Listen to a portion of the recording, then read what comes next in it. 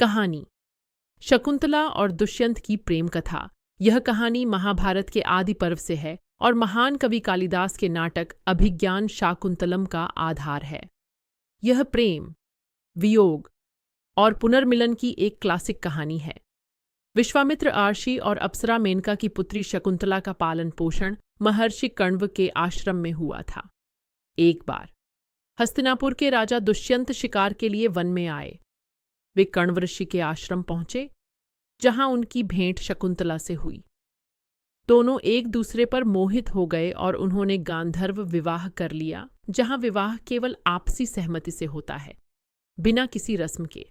जाने से पहले दुष्यंत ने शकुंतला को अपनी पहचान के रूप में अपनी एक अंगूठी दी और वादा किया कि वह उसे अपने महल ले जाने के लिए वापस आएगा।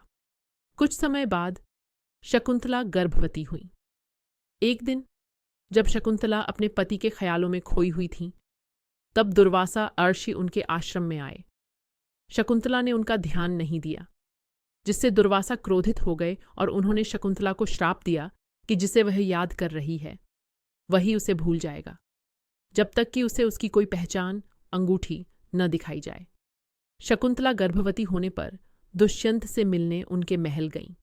रास्ते में एक तालाब में स्नान करते समय उनकी अंगूठी पानी में गिर गई और एक मछली उसे निगल गई।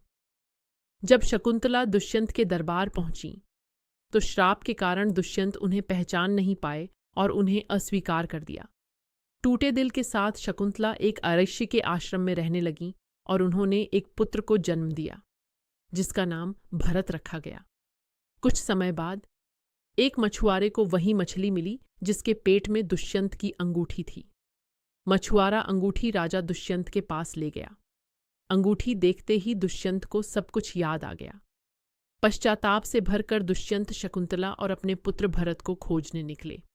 कई वर्षों बाद वे भरत को एक शक्तिशाली बालक के रूप में खेलते हुए मिले और फिर शकुंतला से उनका पुनर्मिलन हुआ।